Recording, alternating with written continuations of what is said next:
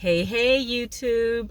I am coming to you with some recaps and a lot of opinions and to talk about what happened this past week on Bold and the Beautiful.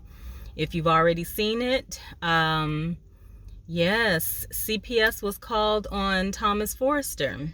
So before that happened, actually, Brooke was running around telling everyone how scared she was and how she was, didn't trust Thomas with his own son. And, of course, for weeks they've been saying that Hope was supposed to have Douglas, and that's where he belongs, in that home. And, Hope has been very chill about it. She's been trying to work with Thomas. She knows that Thomas and Douglas both need their time together. So it's really nice to see one adult in the situation, because Brooke has been just over the top when it comes down to her so-called fear of Thomas, and maybe she is fearful of Thomas.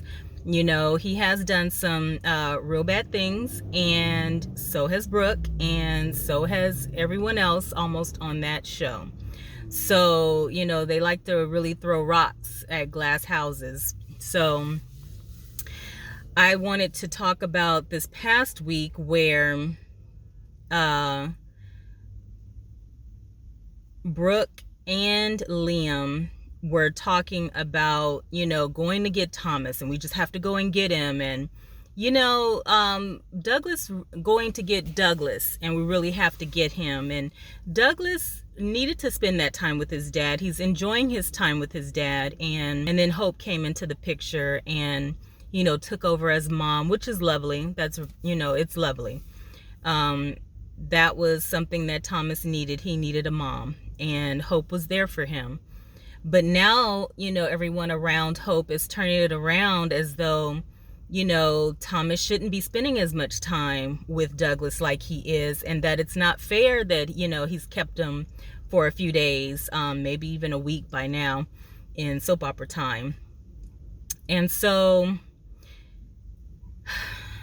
it's always the Logans against the Forresters. And the Forresters against the Logans. Mostly the Forresters are usually the ones that, are frustrated, dislike, and, want to show the Logans, that they're the boss. So that's kind of how I see it a lot of the times. But then too, Brooke has her ways, and she plays the victim. And so I think that's what she was doing this time, just really playing it up. Oh my goodness, I don't trust Thomas. He's gonna do something to Douglas. And so she told Ridge that she was gonna call Child Protective Services, and I said, that's very bold. That's very bold of her to tell her husband that she's gonna call Child Protective Services on his child, his son, and have Douglas taken away. So that was very bold, and I just said, okay, she's going way too far, way too far. There's no need for all of that. Douglas is in fine hands. He's surrounded by more people than just Thomas. So it's not just Thomas and him in a house by themselves. I think that Ridge has been around a lot just to make sure that everything is, going well with them. And, I think that it's been good for Douglas. He seems very happy where he is, spending time with his father. So when she told Ridge that, he says, absolutely not, do not do that. And that's definitely going too far to get the authorities like that involved in something because you feel that, a child shouldn't be there, or you want them with your daughter. Like, that's some real privileged stuff right there. Real privilege. So then, cut to the next scene where all of a sudden, Child Protective Services come knocking on the door, and Ridge and little Douglas is playing chess. And so then Thomas comes in, and it's like this, who called Child Protective Services? You guys know who called. There was only one person talking about it. Only one person talking about it. So you know who called Child Protective Services. Then, they go through the whole thing. They talk to Thomas a little bit. They talk to Douglas a little bit. And of course, Ridge is like defensive because this is my son. How could you do this? Douglas is fine here. And Thomas was real cool about it. But we're going to talk about that in a minute. Thomas was real cool about it. Like, yeah, sure. Okay. Everything's fine. This is a lovely home. He's doing fine. Yes, we're doing homework together. Like stuff that parents are supposed to do. Yes, he's being fed. Everything is great. So then they, he showed the knife or whatever. That was the issue. That's why they were called. Thomas had a knife. And he was cutting an apple. How many people have cut an apple with a knife? Usually it's a kitchen knife. That's the one I cut an apple with, is a kitchen knife. So write in the comments, have you ever used a knife to cut up your apple? Of course. A lot of people, they'll cut and eat it, with the apple on the knife and all of that. A lot of people do that. I've seen that a lot. That's not a strange behavior. But of course, Brooke blew it all out of proportion. And, Thomas had the little crazy eyes when she was confronting him. Thomas had the little crazy eyes like, yeah, and he had the knife in his hand. I was like, Thomas, don't do it. Don't do it. You do it so well. Don't do it. And so, that would scare anybody, especially after his history. So, I kind of could understand Brooke's feelings, but then too, I felt like she was really blowing it out of proportion. Stop poking the bear, Brooke. Stop poking the bear. She does it every time. People are crazy and you want to confront them. You confronted Thomas, you confront Sheila, you confront everybody who you should not be confronting. You need to stay away from them, Brooke. Stay away from the crazy people that could harm you and that you're afraid of. But no, she wants to go and instigate stuff. And it's like, stay away from them. Go to your Logan mansion, sit in your living room like you do all the time, and just be quiet. Stop poking the bear. But no, she has to go and confront people. And, that's what she did. She had no business being there. So anyway, after that, of course, Thomas and Ridge was trying to figure out who called. Oh my goodness, who called? You know who called. Only one person. And so Thomas was standing there just coy, just looking like, are you going to figure it out? We're going to talk about Thomas in a minute. It's coming up. And so Ridge was like, we have to figure this out. And so Thomas said they have a friend or an old coworker that works at CPS now, Child Protective Services, that used to work at Forrester. So he comes over and they want him to play the recording or whoever to find out who it was that called on them. So he's like, but I could lose my job. I can't do that. Like that's, that's illegal or whatever. And they're like, no, come on, tell us who did it. Like, tell us who did it. You're going to make this man lose his job. So are you guys going to let him come back at Forrester and work if he loses his job? Because they can't hold water. They cannot hold water. Every time they say, shh, it's a secret. Don't talk about it. Don't tell anybody. They keep talking about it. And then they talk about it with the doors open. And then they talking about it. It's like, stop talking about it. If we don't want to get in trouble and we don't want people to find out, stop talking about it. But not them. Nope. They have to continue to talk about it.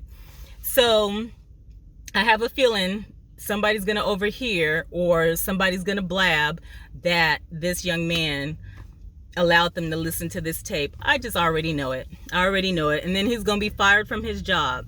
So anyway, he shares the tape with them, plays it. After a conversation, he says, okay, you guys can't tell anybody. Okay, they're not going to tell anybody. Can't tell anybody. So he plays the recording. And it's Brooke's voice. It's Brooke's voice.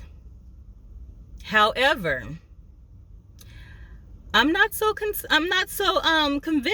that it's Brooke now, because number one, the whole time that she was running around telling Liam and Hope and everybody how concerned she was about Douglas, not once did she say, by the way, I called CPS on them. You know, I called CPS on Thomas because I was so concerned. Not once did she say that leading up to us hearing that recording. So then I was like, who else would call? Because she's the only one that said anything. Then I said, you know, they cut scene and then go to Taylor. And Taylor is like going through it, and she's, you know, deep in thought, and, you know, she just looks like something is wrong, something's going on. And I said, oh my goodness, did she call? Like, why would she call? Her and Steffi didn't even know about Brooke saying she was gonna call CPS, so why would they have called? And, you know, I'm like, but then she feels that her son is fine because she's been saying that the whole time. But I don't know, it was something in that moment. And then all of a sudden she, you know, Steffi walks in and she says, you know, what was going on with her. So I was like, oh, okay. So it wasn't his own mom that did it. But for a split second, I thought it was her. So comment down below if you felt for that one split second that it could have been Taylor that called CPS on her son. I don't know. I did for a split second. Maybe I'm crazy too. And then comment below if you really think that it's Brooke, because we still don't know. We heard the recording, and let me tell you why we still don't know. Because that recording, to me, it sounded mechanical. It didn't sound like somebody that actually like was talking. You know, it sounded taped. So then I thought, oh, you know what? That sorry guys, it's getting dark. That let's see if I can get some more light in here. Yeah, there we are. We could see each other. So I thought that that possibly somehow somebody got a tape of Brooke and did it just to pin it on her. Now, I'm thinking it was Thomas. I think it's Thomas who did it on himself, and let me tell you why. Do you guys remember that Douglas has this recording device? He has a recording device that they were talking about maybe a week or so ago. And when he was talking about it and showing somebody about the recording device, I said, somebody's going to get in trouble. Because you know how many secrets float around in those houses? And little Douglas has a recording device, and he could leave it anywhere and record anybody's conversation. Oh my goodness. I just knew somebody was going to get in trouble. I was waiting for somebody to get in trouble. And I think it happened because, like I said, that recording sounded so mechanical. Now, if I'm wrong, I'm wrong. But you guys let me know. Do you think Brooke actually did it? Let me know in the comments. Let's talk about it. And then also, why I thought that it could be Thomas is because he told his mom that he was going to protect her and that he was going to do whatever he could to, you know, make sure, I guess, you know, her and his dad, you know, could be together and all that. I mean, these grown kids playing these games, grown kids playing these games, trying to get their parents back together. So I really felt like it's possible that Thomas probably had a recording somehow, I don't know, of Brooke's voice and pieced it together, because you know people can do that. They can cut, slice, piece video and recordings and all that together. So I think somehow either he did it or somebody he knows, because you know he's got friends that can do things like that, you know, hack into places. So I think that that's possibly what it is, because that recording sounded too mechanical to me. It's my opinion. So yeah, what do you guys think about it? Do you think that it possibly could be okay, ambulance. I'm sitting in the parking lot doing this, so I'm getting ready to go into Target. But yeah, I'm sitting in the parking lot. That's why you can see like the traffic and stuff behind me. But anyway, so yeah, let me know what you guys think about, you know, that week of The Bold and the Beautiful. I just did, you know, a small recap. I'm gonna do more videos on The Bold and the Beautiful because, like I said, it is my favorite show. I always have a lot of, you know, thoughts about it, opinions and stuff like that, and I just want to share. I want to share it with everybody, and you know, you guys share with me what you think. And before we get into the next week, like, who did it? It's a mystery now. Who did it? So anyway, thank you guys for watching my video. And if you haven't seen this past week yet and you need to get caught up, and then let me know and share your thoughts on that week's episode. And then we'll watch this week and we'll try and figure out who did it if they don't tell us yet. All right. Thank you guys. Thank you so much. See you next time.